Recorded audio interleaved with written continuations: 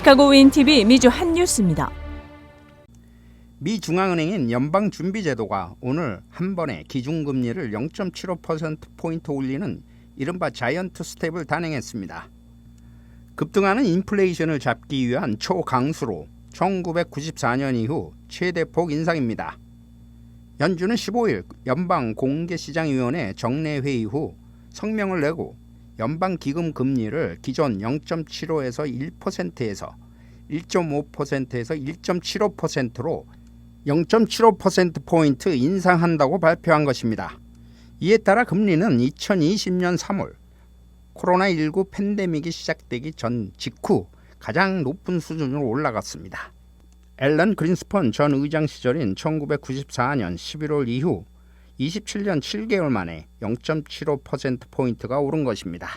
이 같은 자이언트 스텝은 약 41년 만에 최고 수준인 인플레이션이 전혀 완화될 조짐이 보이지 않으면서 극약 처방이 필요하다는 판단에 따른 것으로 해석됩니다. 윈TV 뉴스 이전봉입니다.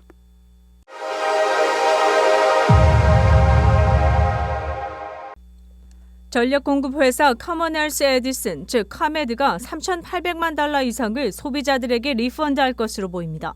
전 일리노이 하원의장 마이클 매디건이 카메드와 결탁해 뇌물을 수수한 혐의로 연방법에 의해 기소됨으로써 전기회사도 자유롭지 못하게 된 것입니다. 이는 지난 12월 카메드가 리펀드로 제시한 액수보다 1,700만 달러가 더 많은 것입니다. 그러나 전형적인 주택의 고객이 받을 수 있는 크레딧은 $5 미만이 될 것이라고 유틸리티 와시더 그룹은 예측했습니다. 이런 새로운 제안을 담은 명령은 일리노이 상무부 커미션 소속 법률 판사가 이번 주 파일한 것으로 오는 9월 초까지는 카메드가 결정할 것으로 보입니다. 뇌물 관련 스캔들에 대한 연방 차원의 수사는 카메드가 일반 소비자들에게 전기료를 부과하는 과정에서 스캔들과 연루해 부적절하게 높은 요율로 부과해왔느냐는 게 관건이라고 전문가는 지적했습니다. 또한 수십억의 이익을 내는 범죄 연루 회사가 겨우 3천만 달러 정도의 리펀드로 겨우 몇 달러를 소비자들에게 주는 것이라면 결국 그들이 챙기는 수익은 범죄 행위에 비해 상당히 높은 것이라고 꼬집었습니다.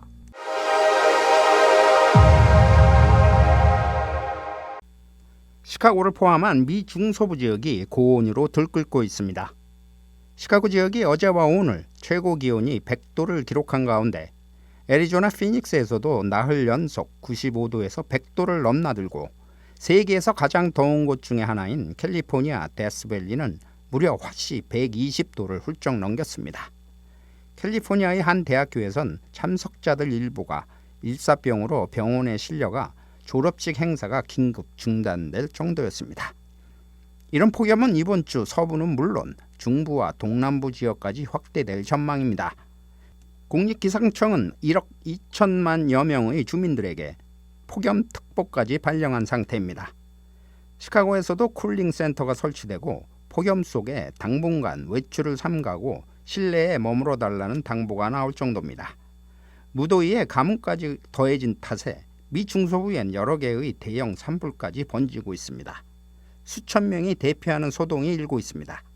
주말로 가면서 80도 선으로 떨어져 평년 기온을 되찾을 것으로 예보되고 있습니다.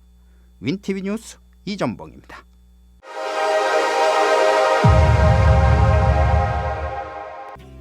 윈TV 채널 24.5와 MCTV 채널 24.6 방송은 안테나를 이용한 공중파 방송을 통해 시청할 수 있습니다. 세계적으로 전자와 IT 수요가 줄면서 실적 악화, 주가 불안 등에 시달리고 있는 애플이 선구매 후 지불 BNPL 시장에 진출하자 시장 반등을 계산한 포석이라는 해석이 나오고 있습니다. 미 언론에 따르면 애플은 최근 연례 전 세계 개발자 회의에서 노트북 컴퓨터 맥북 에어 등 제품 업데이트와 함께 BNPL 시장 진입을 선언했습니다. 이른바 애플 후불, 페이 레이더 서비스입니다. 미국 내 아이폰, 맥 컴퓨터 사용자들은 애플 후불 서비스를 이용하면 이자를 비롯해 그 어떤 비용 없이 6주 동안 할부로 대금을 지불할 수 있는 것입니다. 온라인 쇼핑이 상승 탄력을 잃고 있지만 중장기적으로는 호황이 지속되리라는 전망이 깔린 것이라는 분석입니다. 수요 위축의 영향이 일시적으로 이어지다가 가상현실, 메타버스 중심의 산업 패러다임 변화가 IT 시장의 반등을 주도할 것이라는 분석도 나오고 있습니다. 한편 애플은 아이폰 초기 화면을 소비자들이 더 개성 있게 꾸밀 수 있도록 개량해야 한다고 밝혔으며 문자 애플리케이션 iMessage를 업데이트해 사용자들이 메시지를 보낸 뒤에도 메시지를 수정하거나 삭제할 수 있도록 했습니다.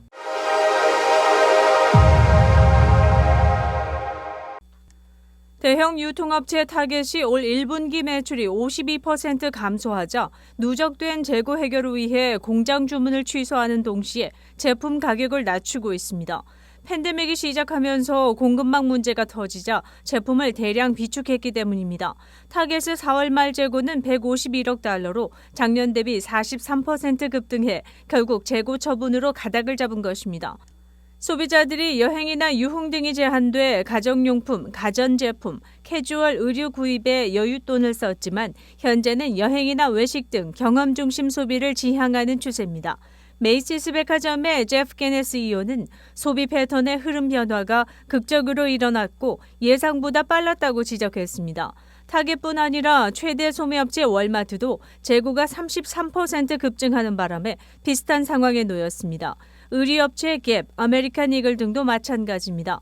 타겟 CEO 브라이언 코넬은 CNBC 인터뷰에서 재고 처리를 위해 공격적인 계획을 세우고 있으며 실행 과정에서 단기적 수익은 흔들릴 것이라며 2분기 영업이익률 전망치를 종전의 5.3%에서 2% 안팎으로 낮췄다고 밝혔습니다. 재고 처리를 위해 할인가로 판매하는 것은 물가 안정화에 도움이 된다고 전문가들은 진단했습니다.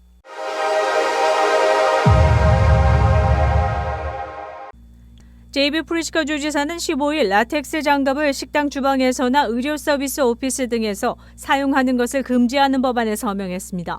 라텍스 장갑으로 인해 피부 발진 혹은 심한 알러지 증상 등이 발생할 수 있기 때문입니다. 프리츠커 주지사는 이 법령으로 그런 장갑 착용으로 인한 알러지 반응 발생을 피하면서 그로 인한 입원 등을 미연에 막을 수 있도록 하기 위함이라고 말했습니다. 이로써 일리노이주가 보다 건강하고 상대를 배려해주는 또 누구나 접근하기 용이한 주가 될 것이라고 부연했습니다. 법안에 따르면 식당 요리 시 장갑을 착용할 경우 라텍스가 아닌 장갑을 사용해야 하며 만약 그것이 불가능하면 소비자에게 안내문을 통해 알리고 라텍스 장갑을 사용한다는 것을 고지해야 합니다. 이는 의료 오피스도 마찬가지입니다. 이 법령은 식당에서는 내년 1월 1일부터 의료 서비스 시설에서는 2024년 1월 4일부터 시행됩니다.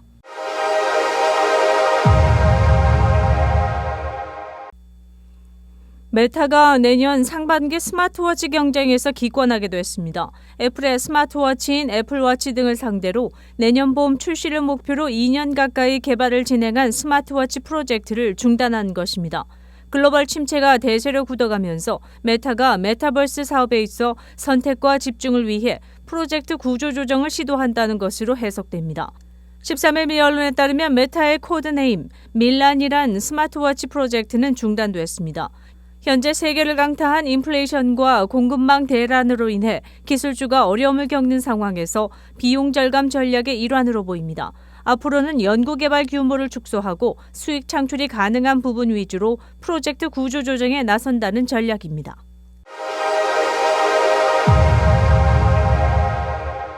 미 최대 암호 가상화폐 거래소 코인베이스가 직원의 18%를 정리해고할 방침입니다. 암호화폐 가치가 지속적으로 떨어지면서 이른바 암호화폐 빙하기를 대비한다는 뜻에서입니다. 14일 미 언론에 따르면 브라이언 암스트롱 코인베이스 CEO는 직원 메일을 통해 정리해고를 밝혔다고 말했습니다. 코인베이스 직원 수는 5,000명입니다. 이 중 1,100명을 정리하겠다고 선언한 것입니다. 그는 경기가 침체할 가능성이 커 기업 효율을 높여야 한다고 밝혔습니다. 이어 경제 호황기가 끝나가는 형국이라며 빙하기가 찾아와 장기간 암호화폐 거래량이 대폭 줄어들 수 있다고 덧붙였습니다.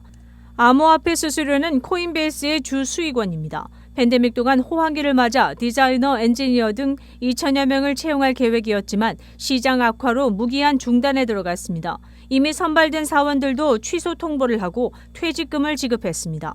암스트롱 CEO는 불확실성을 통제하고 싶지만 인건비가 너무 높다고 토로했습니다.